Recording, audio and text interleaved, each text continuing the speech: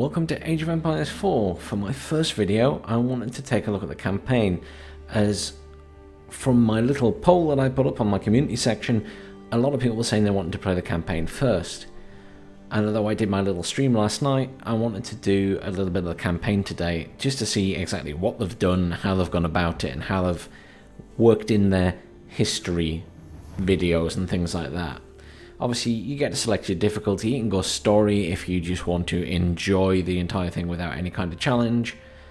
You can go for easy, which, you know, if you're new to it all, fair enough. Intermediate, which is your standard normal mode, as it were. And then hard if you want the challenge. I'm going to go intermediate, just because I want to talk about what I'm doing while I'm doing it, and a little bit about the game, rather than go hard and be stressed and trying to fight off the AI constantly. So we'll go for intermediate for this one. I won't talk during our first little video.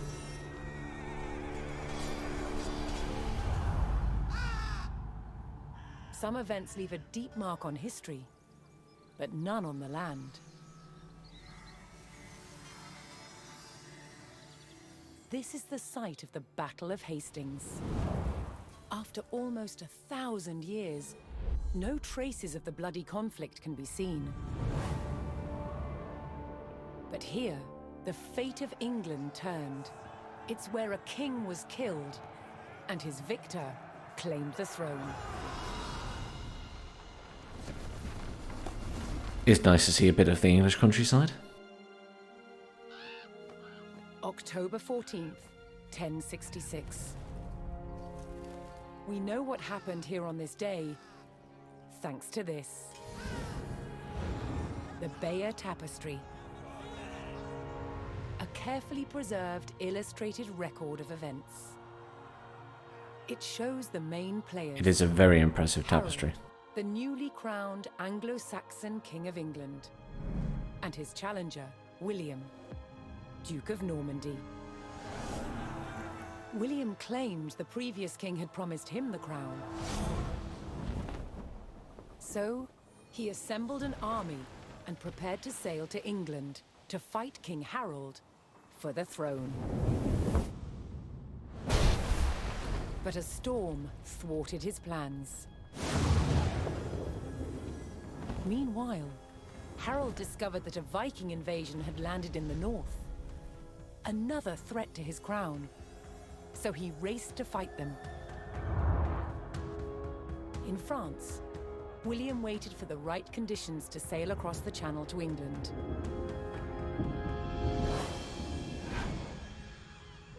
The weather cleared.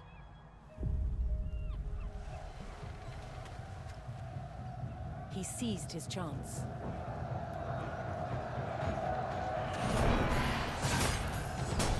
"250 miles north, Harold had defeated the Vikings. Now, hearing of William's arrival, his army sped south. At 9 o'clock in the morning, on this hill, William's Norman army were ready to do battle with Harold's Anglo-Saxon men. The stage was set, and up for grabs, England itself.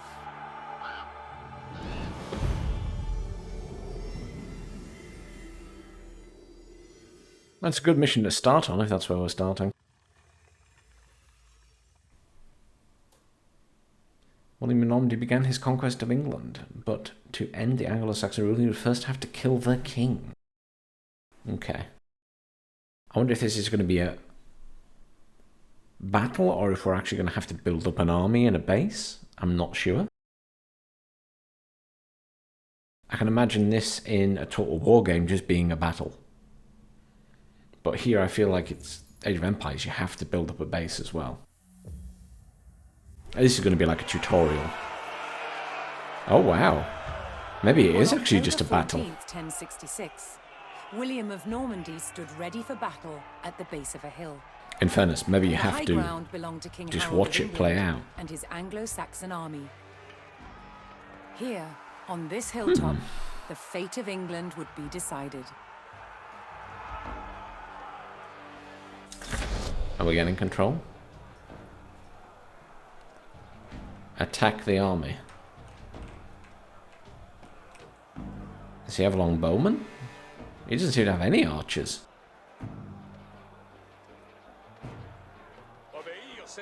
Wait, I can only select... I can't select those guys. Oh, they're not mine. I only have this little squad.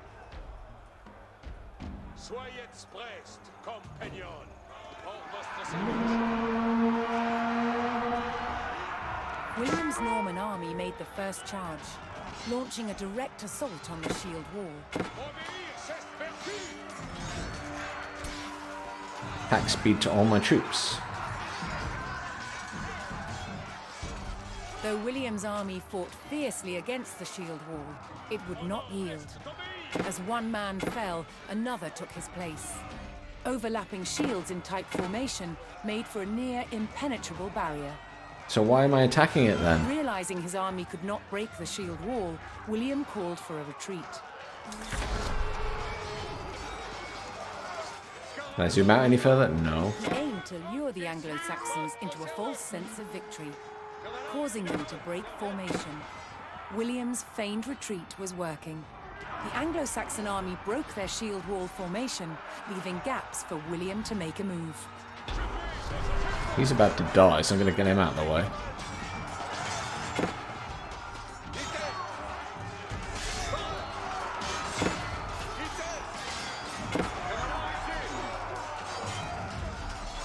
With Harold's men no longer in shield wall formation, William could pick them off as they charged. What about my archers?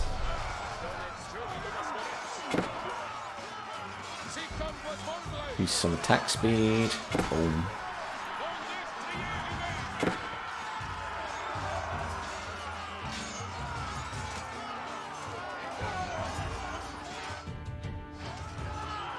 A quick introduction mission. The Anglo-Saxons had deployed rows of spearmen to push back the invaders. But William had an answer. His sharp-eyed archers.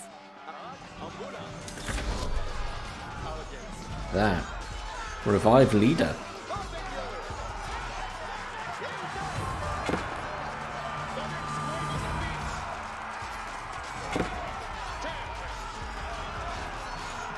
More Norman men-at-arms reinforced William's army.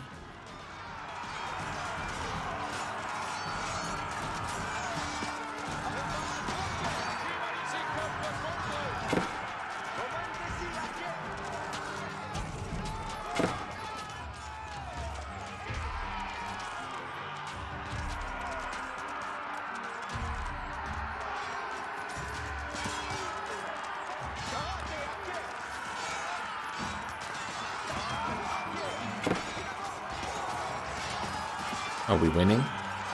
Kind of.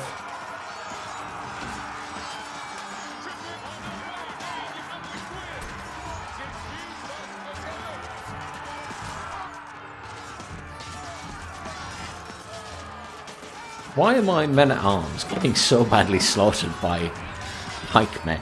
Is what I'd like to know at the minute.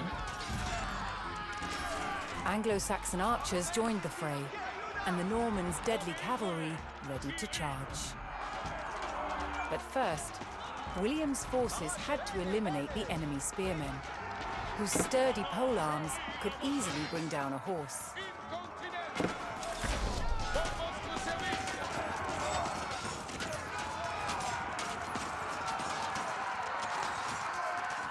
I'm still not entirely sure how these polearms are so strong. They don't last this long in the actual game normally.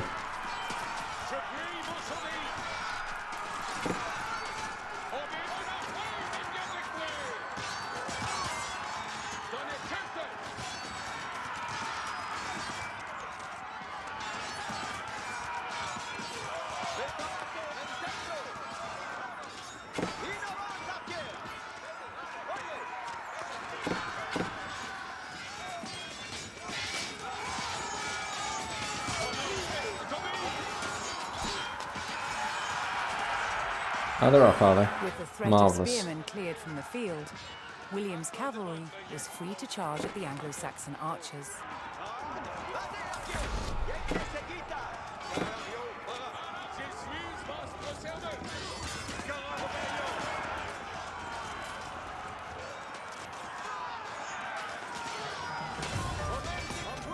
Anglo-Saxon army was in disarray.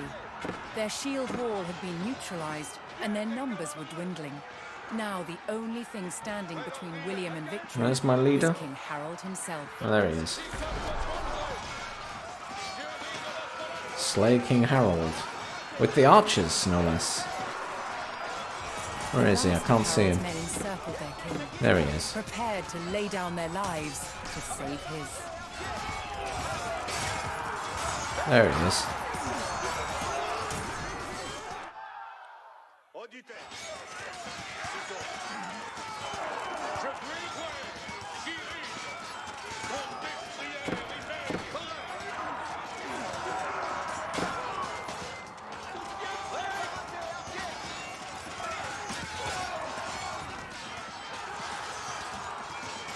Just getting the archers to focus fire.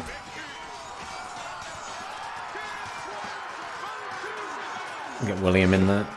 Sorted. Done. The Anglo-Saxon King Harold had fallen.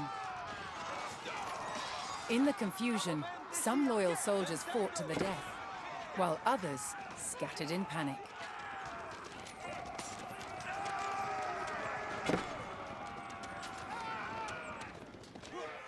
I'm kind of surprised they did a purely battle-based mission. It just wasn't what I expected. It was also a bit hectic. The last of the Anglo-Saxon army fled for their lives. Not quite as strategic as a total war mission. The Normans celebrated victory over the English king, but William's quest to rule England was just beginning.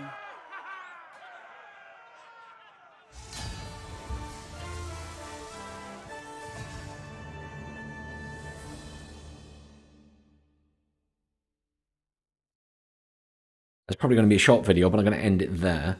You do get access to building a castle videos by the looks of it. This is your content that you unlock. You unlock some each time. A page from history, story, Norman conquerors. Should we have a watch of the building a castle video? At Guédelon in France, to understand how castles were constructed, they're building one from scratch, using just the tools and materials of the medieval age. That'll take them a while. It's a 25-year project. The world's biggest archaeological experiment.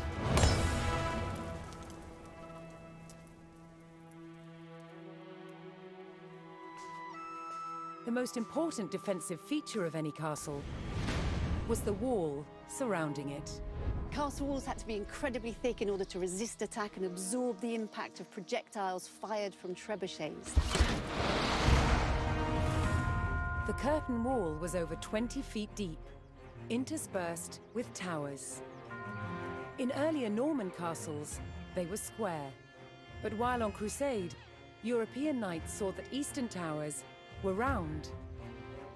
They realized that eliminating corners not only made them stronger, but also provided a better view of the surrounding landscape.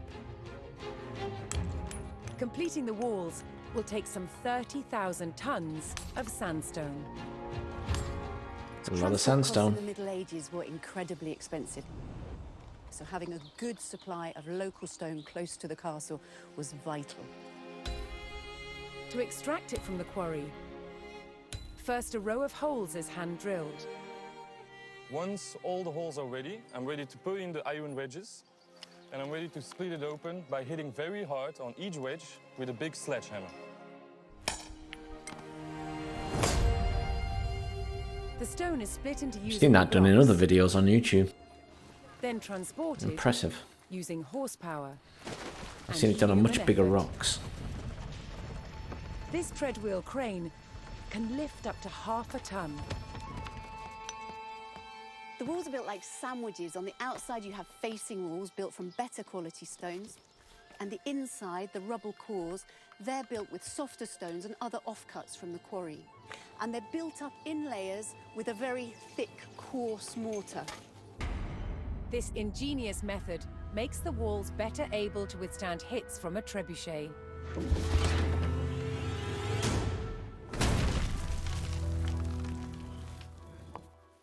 sandstone is too hard to be carved into intricate windows, vaults, and steps. Instead, softer, more expensive limestone is used. These sophisticated building techniques make castles the ultimate feats of medieval engineering. It's a testament to their construction that so many still stand today. A lot do still stand. That was shorter than I expected, but it was nice. Fine, I'm going to call this video there, and then we'll do another video for the second mission of this campaign. Thanks very much for watching. Please do like, share, and subscribe as always, and stay tuned for part 2 of the Normandy campaign.